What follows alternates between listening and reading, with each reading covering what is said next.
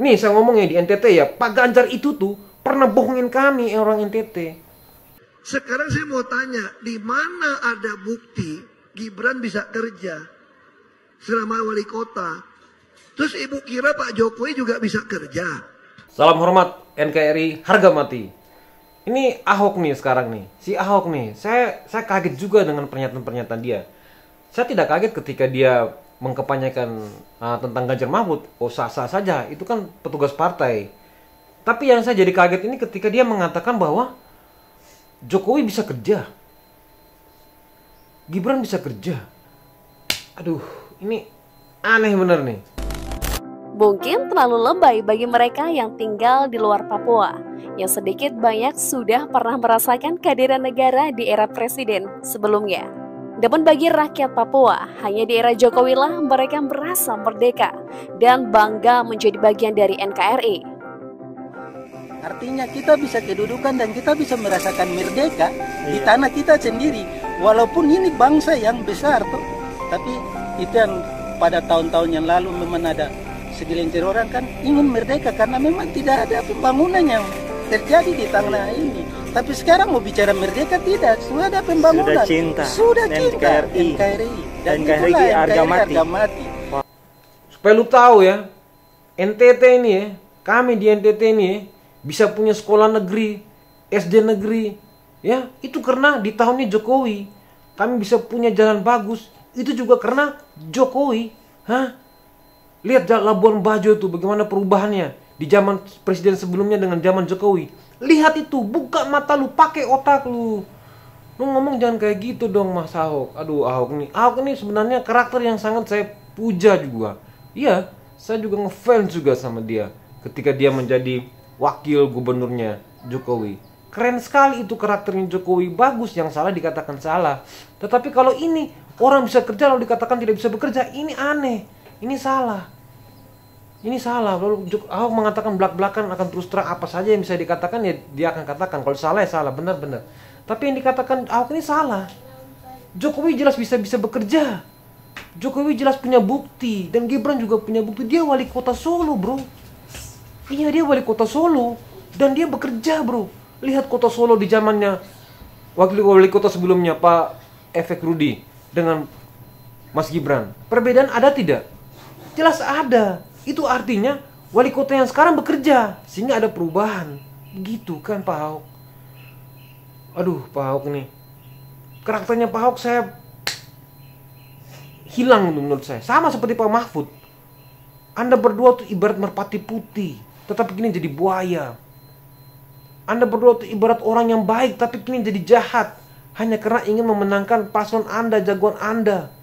Lalu Anda menutup mata, telinga Anda dari semua hal kebenaran itu. Iya, Jokowi itu bisa bekerja. Apalagi dikatakan Pak JK, Jokowi itu kerja apa? Kerja yang bisa belusukan. Ya, kalau presiden hanya enak-enak kongkong kaki di kantornya, ya, pakai sepatu pantofel, kemeja batik yang rapi, semuanya pakai masker, duduk aja manis, kan bisa saja. Penting tiap bulan dapat duit gua, ya. Tapi Jokowi bukan seperti itu. Jokowi itu rakyat, merakyat. Artinya dia belusukan, dia tahu, ketemu dengan masyarakat, dia mendengarkan apa yang dikatakan masyarakat, lalu dia bisa, oh ternyata masyarakat mengeluhkan ini, oh ternyata yang dihadapi masyarakat sekarang ini seperti ini. Itu lalu dia carikan solusinya bagaimana. Lalu dia panggil menteri-menterinya, kabinetnya, lalu dia tanya, kamu menteri ini kenapa begini, ini begini. Begitu kan belusukan itu. Nih saya ngomongnya di NTT ya, Pak Ganjar itu tuh pernah bohongin kami orang NTT. Bos harus cari tahu bahwa antar daerah itu bisa bekerja sama, ada MOU. Ganjar itu pernah buat MOU dengan NTT soal investasi ikan dan beliau janjikan dia akan investasi ikan di NTT 1 triliun. Tapi sampai saat ini di mana? Bos baca tahun 2014 bulan Desember, bos soal data beta tahu, beta sering baca-baca bos. Ganjar ini mau investasi ikan di NTT tahun 2014 bulan Desember. Beliau menyatakan tanda tangan kontrak bos 1 triliun untuk NTT. Tapi di mana sampai saat ini? Jadi abang bilang kalau bilang dia bukan Menteri Pertahanan, betul memang dia bukan Menteri Pertahanan. Tapi untuk setiap daerah seluruh Indonesia ini bisa saling bekerja sama bos. Anda tuh petugas partai Mas Ahok. Dan sebenarnya Anda tuh bukan karakter seperti itu. Tapi kok bisa jadi seperti itu ya? Apa sih yang Anda cari? Apa sih yang Anda takuti? politik Anda aneh ya. Ya mungkin karena Anda melihat Anda tidak punya peluang lagi di masa politik ke depan. Karena sudah muncul anak yang lebih muda lagi. Ya mungkin gitu ya. Sudah muncul generasi yang lebih muda daripada ente. Sehingga Anda menjadi ketakutan. Lalu menjadi seperti ini. Menjadi seperti sekarang menunjukkan diri Anda yang bukan diri Anda sebenarnya kalau menurut saya. Jadi kalau kita sebagai orang Kristen tidak bisa mengampuni, tidak kasih orang berubah, selalu itikat jahat dituduh-tuduhkan begitu, rasanya enggak etis juga dalam firman Tuhan. Betul kan? Jadi umat itu tidak bisa menerima tuduhan mentah-mentah begitu. Ya udah, tapi nggak apa-apa lah. Ya udah Pak Ahok ya. Salam ya buat anak Anda. Salam ya buat mantan istri Anda. Salam ya juga kepada orang-orang yang pernah ente marah-marah. Ente marah-marah itu ente videoin tuh.